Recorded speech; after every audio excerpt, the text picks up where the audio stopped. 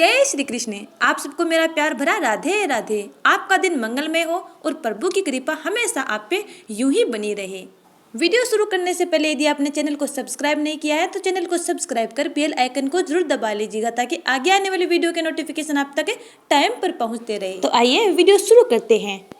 सर्वप्रथम हम श्रवणपान करेंगे कार्तिक मास की कथा, उसके बाद सुनेंगे कार्तिक मास महात्म्य का 13वां अध्याय और अंत में सुनेंगे तुलसी चालीसा। कार्तिक मास कथा। एक नगर में एक ब्राह्मण दंपति रहते थे। वे दोनों प्रतिदिन 7 कोस दूर गंगा और यमुना नदी में स्नान करने जाते थे। इतनी दूर आने जाने से ब्राह्मण की पत्नी थक जाती थी। एक दिन उसने अपने पति से कहा कि हमारा एक पुत्र होता तो कितना अच्छा रहता। पुत्र के बहू आती तो हमें घर वापस आने पर खाना बना हुआ मिलता और बहू घर का सारा काम कर देती। अपनी पत्नी की बात सुनकर ब्राह्मण ने कहा कि तूने बात तो सही कही है, चल मैं तेरे लिए बहू ला ही देता हूँ। ब्राह्मण ने कहा कि एक पोटली में आटा डालकर कुछ मोहरे रख दे। ब्राह्मण के कहे अनुसार उसने पोटली बांधकर दे दी। पोटली लेकर ब्राह्मण चल दिया। जब ब्राह्मण सफ़र करता हुआ यमुना के किनारे पहुंचा तो वहां पर उसने बहुत सी लड़कियां देखी जो रेत के घर बनाकर खेल रही थी। उनमें से एक लड़की थी जिसने कहा कि मैं अपना घर नहीं बिगाड़ूंगी, मुझे तो रहने के लिए ये घर चाहिए। लड़की की बात सुनकर ब्राह्मण मन ही मन सोचने लगा कि बहू बनाने के लिए यही लड़की उचित है। जब वह लड़की घर जाने लगी तो ब्राह्मण भी उसके पीछे पीछे उसके घर तक चला गया। वहां जाकर ब्राह्मण ने उस लड़की से कहा, बेटी, कार्तिक मास चल रहा है इसलिए मैं किसी के घर खाना नहीं खाता, मैं अपने साथ आटा लेकर आया हूँ। तुम अपनी माता से पूछो कि क्या वे मेरे लिए 4 रोटी बना देंगी। यदि वह मेरे लिए आटा छानकर रोटी बनाएंगी तो मैं रोटी खा लूँगा। लड़की ने जाकर अपनी माता को ये सारी बात बताई।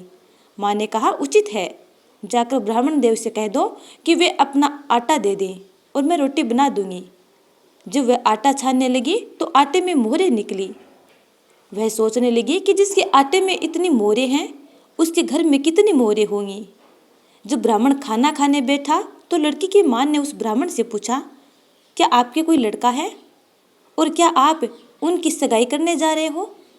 यह बात सुनकर ब्राह्मण ने कहा कि मेरा लड़का तो काशी में पढ़ने गया हुआ है, लेकिन यदि तुम कहो तो मैं खान कटोरा से विवाह करके आपकी बेटी को अपने साथ ले जाऊं। लड़की की मां ने कहा, ठीक है ब्राह्मण देव। इस पर लड़की की मां ने लड़की की खान कटोरे से शादी करके ब्राह्मण के साथ भेज दिया। ब्राह्मण ने घर आकर कहा, रामू की माँ, दरवाज़ा खोल कर देख, मैं तेरे लिए बहू लेकर आया हूँ। ब्राह्मण की पत्नी भीतर से बोली, हमारे तो कोई भी बेटा या बेटी नहीं है तो बहू कहाँ से लाए। दुनिया तो ताने मारती थी, आज आप भी ताने मारने लग गए। ब्राह्मण ने कहा, तू दरवाज़ा तो खोल। जब ब्राह्मणी ने दरवाज़ा खोला तो सामने बहू को खड़ा देखा। उसने बहू का बहुत आदर सत्कार किया और अपने घर के अंदर ले गई। अब जब ब्राह्मण अपनी पत्नी के साथ नदी स्नान करने के लिए जाते तो पीछे से बहू घर का सारा काम करके और खाना बनाकर रखती थी। वह उनके कपड़े धोती और रात को हाथ पैर दबाती थी। इस तरह बहुत दिन बीत गए। ब्राह्मणी ने अपनी बहू से कहा कि बहू, कभी भी चूल्हे की आग मत बुझने देना और मटके का पानी खत्म मत होने देना। परंतु एक दिन चूल्हे की आग बुझ ही गई। यह देखकर बहू बहुत घबरा गई और भागी भागी अपनी पड़ोसन के पास गई और कहा कि मेरे चूल्हे की आग बुझ गई है, मुझे थोड़ी आग चाहिए। मेरे सास ससुर सुबह 5 बजे से गए हुए हैं, वे थके हुए घर आएंगे, इसलिए मुझे उनके लिए खाना बनाना है। यह सुनकर पड़ोसन ने कहा कि तू तो बावली है, तुझे ये दोनों मिलकर पागल बना रहे हैं। इनके कोई पुत्र नहीं है, ये निसंतान है। बहू ने कहा, नहीं, ऐसा मत बोलो, इनका बेटा तो बनारस काशी में पढ़ने गया हुआ है। इस पर पड़ोसन ने कहा कि यह तुझे झूठ बोलकर लाए हैं, मेरी बात सच मान, इनके कोई बेटा नहीं है। अब बहू पड़ोसन की बात में आ गई और कहने लगी कि अब आप ही बताओ मैं क्या करूं। पड़ोसन ने कहा कि करना क्या है, जब तुम्हारे सास ससुर आए तो जली हुई रोटियां बनाकर देना और बिना नमक की दाल बनाकर देना। खीर की कड़छी दाल में और दाल की कड़छी खीर में डाल देना। पड़ोसन ने उसे अच्छे से सिखा पढ़ा दिया। फिर जब उसके सास ससुर घर आए तो उसने न तो उनका आदर सत्कार किया और न ही उनके कपड़े धोए। जब उसने सास ससुर को खाना बनाकर दिया तो सास बोली, बहू आज ये रोटियां जली हुई क्यों हैं और दाल भी अलूनी है। तब बहू ने पलट कर कहा कि एक दिन ऐसा खाना खा लोगे तो तुम्हारा कुछ बिगड़ नहीं जाएगा। सास ससुर को खरी खोटी सुनाकर वह फिर से पड़ोसन के पास गई और बोली कि अब आगे क्या करना है। पड़ोसन ने कहा कि अब तुम सातों कोठों की चाबी मांग लेना। अगले दिन जब भी स्नान करने के लिए जाने लगे सास ससुर तो बहू अड़ गई और बोली कि मुझे तो 7 कोठों की चाबी चाहिए। तब ससुर ने कहा कि इसे चाबी दे दो। तब सास ने बहू को चाबी दे दी। सास ससुर के जाने के बाद जब बहू ने दरवाजे खोले तो देखा कि किसी में अन्न भरा है, किसी में धन भरा है और किसी कोठे में बर्तन पड़े हैं। जब उसने सबसे ऊपर का 7वां कोठा खोला तो देखा कि उसमें शिव जी, माता पार्वती, गणेश जी, लक्ष्मी जी, पीपल पथवारी, कार्तिकेय ठाकुर, राई दामोदर, तुलसी जी का बिडवा, गंगा यमुना और 33 कोटि देवी देवता विराजमान हैं। वहीं पर एक लड़का चंदन की चौकी पर बैठकर माला जप रहा है। यह सब देखकर उसने लड़के से पूछा, आप कौन हो? तब लड़का बोला कि मैं तेरा पति हूँ। अभी दरवाजा बंद कर दे, जब मेरे माता पिता आएंगे तब दरवाजा खोलना। यह सब देखकर बहू बहुत खुश हुई और 16 श्रृंगार करके सुंदर वस्त्र पहनकर अपने सास ससुर का इंतजार करने लगी। उसने अपने सास ससुर के लिए अच्छे अच्छे पकवान बनाए। जब उसके सास ससुर घर आए तो उसने उनका आदर सत्कार किया और प्रेम पूर्वक खाना खिलाया और हाथ पैर दबाने लगी। पैर दबाते दबाते बहू ने कहा कि माँ, आप इतनी दूर गंगा यमुना स्नान करने के लिए जाती हो तो आप थक जाती हो, इसलिए आप घर पर ही स्नान क्यों नहीं करती। यह सुनकर सास कहने लगी कि बेटी, गंगा यमुना घर पर तो नहीं बहती है। तब उसने कहा, हाँ माँ जी, चलो मैं दिखाती हूँ आपको। जब बहू ने 7वां कोठा खोलकर दिखाया तो उसमें शिव जी, माता पार्वती, गणेश जी, लक्ष्मी जी, पीपल पथवारी, कार्तिकेय ठाकुर, राई दामोदर, तुलसी जी का बिडवा, गंगा यमुना बह रही हैं और 33 कोटि देवी देवता विराजमान हैं। वहीं चौकी पर एक लड़का माला जप रहा है। माँ ने उसे देखकर कहा कि बेटा, तू कौन है? लड़का बोला, माँ मैं तेरा बेटा हूँ। तब ब्राह्मणी ने पूछा कि तू कहाँ से आया है? लड़के ने जवाब दिया कि मुझे कार्तिकेय ने भेजा है। माँ ने कहा, बेटा यह संसार कैसे मानेगा कि तू मेरा बेटा है। माँ ने कुछ विद्वान पंडितों से मदद मांगी। पंडितों ने कहा, इस पार बहू बेटे खड़े हो जाएं और उस पार माँ खड़ी हो जाए। अब माँ के आंचल से यदि दूध की धार बह निकले और बेटे की दाढ़ी मूछ भीग जाए तथा पवन पानी से दोनों बेटे और बहू का गठजोड़ा हो जाए, तब हम मानेंगे कि ये बेटा ब्राह्मण ब्राह्मणी का है। ब्राह्मणी ने ऐसा ही किया। ब्राह्मणी के आंचल से दूध की धार बह निकली, बेटे की दाढ़ी मूछ भीग गई, पवन पानी से बेटे बहू का गठजोड़ हो गया। यह देखकर सब लोगों ने यह स्वीकार कर लिया कि यह ब्राह्मण और ब्राह्मणी का ही पुत्र है। यह सुनकर ब्राह्मण और उनकी पत्नी का खुशी का ठिकाना ना रहा। तो हे कार्तिकेय ठाकुर, जैसे ब्राह्मण और ब्राह्मणी की मन इच्छा पूर्ण की, वैसे ही अपने सब भक्तों की मन इच्छा पूर्ण करना। अब सुनते हैं कार्तिक मास महात्म्य का 13वां अध्याय। राजा पृथु ने हाथ जोड़कर देवर्षि नारद से कहा, हे महाराज, अब भगवान की पूजा महात्म्य सुनाने की कृपा कीजिए। तब नारद जी बोले, हे राजा पृथु, जो मनोविनोद यानी हंसी में भी भजन करता है उसको परम पद प्राप्त होता है। जो श्रद्धा युक्त होकर भजन करता है उसके महात्म्य का वर्णन कोई नहीं कर सकता। इस संबंध में मैं एक अति प्राचीन इतिहास सुनाता हूँ, ध्यान पूर्वक सुनो। नारद जी ने कहा, कलिंद पर्वत पर दीर्घपुर नामक नगर में सुबाहु नाम का एक अत्यंत धर्मात्मा राजा राज्य करता था। वह प्रजा का पुत्र के समान पालन करता था। उसके धूम्रकेश नाम का एक पुत्र था जो अत्यंत दुराचारी, पर स्त्रीगामी, चोर तथा जुआरी था। पुत्र के दुराचरणों को देखकर राजा सुबाहु ने उसे अनेक बार प्रताड़ित किया, परंतु वह किसी प्रकार नहीं माना। एक दिन खेलते हुए उसकी गेंद छोटी रानी के महल में जा गिरी। जब वह गेंद लेने के लिए महल में गया तो उसकी विमाता छोटी रानी उस पर मोहित हो गई और उन दोनों ने कामांध होकर भोग विलास किया। जब राजा को इस बात का पता चला तो राजा ने धूम्रकेश को प्राण दंड तो नहीं दिया, परंतु उसे अपने राज्य से बाहर निकाल दिया। अब राजकुमार वन में रहकर प्रतिदिन मांस मदिरा खाता पीता तथा रात्रि को वेश्याओं के यहाँ निवास करता। चोरी आदि करके जो भी धन प्राप्त करता सब वेश्याओं को दे देता। इस प्रकार अनेक वर्ष व्यतीत हो गए। एक समय वह भटकते भटकते वृंदावन में पहुंच गया। वृंदावन में धूम्रकेश ने सत्यव्रत नामक एक परम विष्णु भक्त को देखा।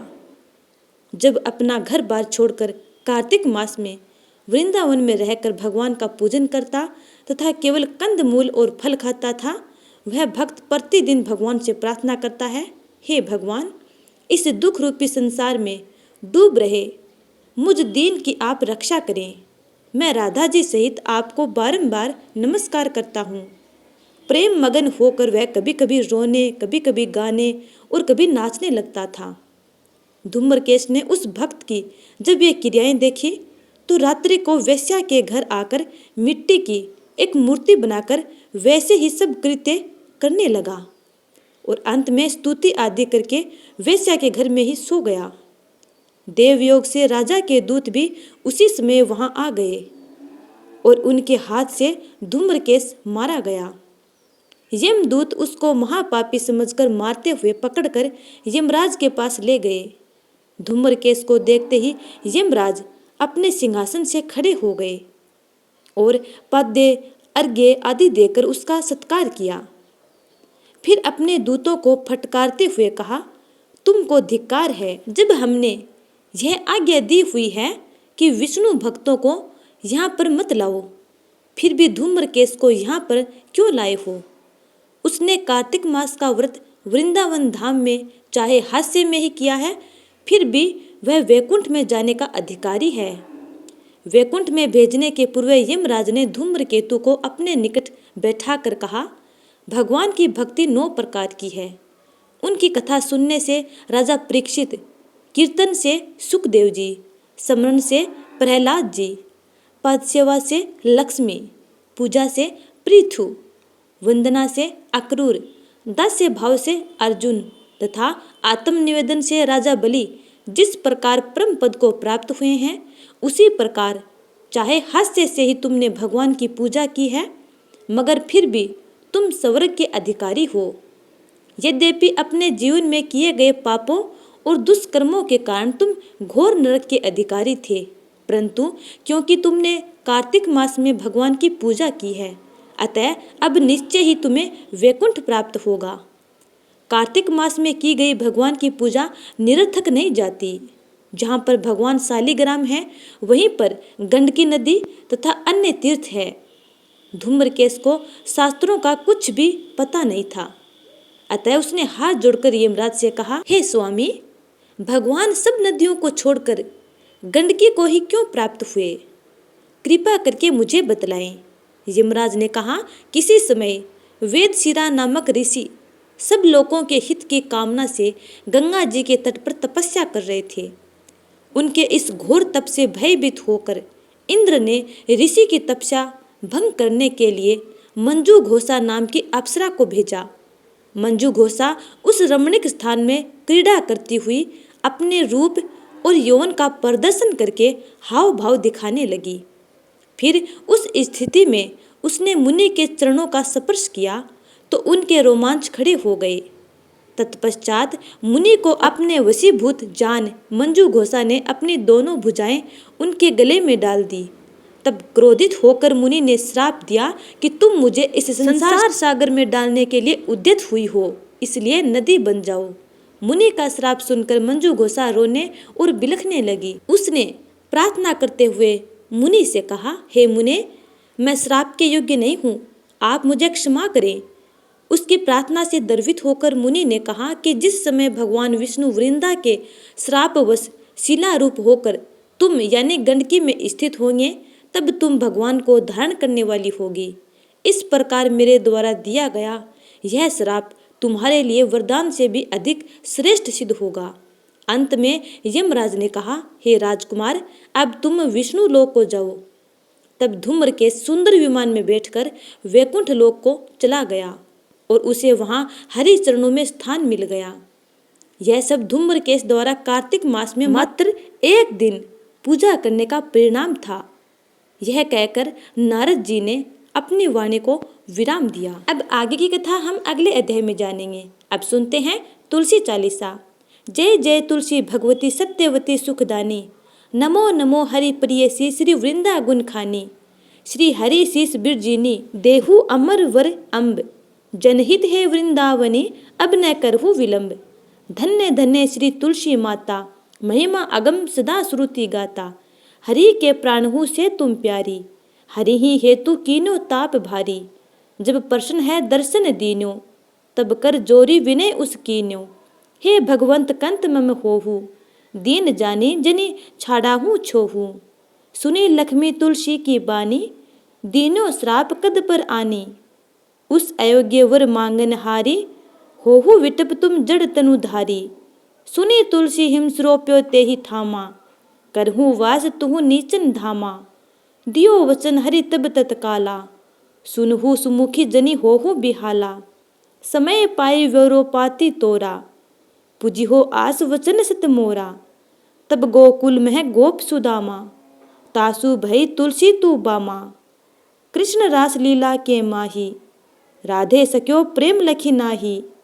दियो श्राप तुलसी है तत्काला, नरलोक ही तुम जन्म हूँ बाला। यो गोप वह दानव राजा, शंख चूड़ नामक सिर ताजा।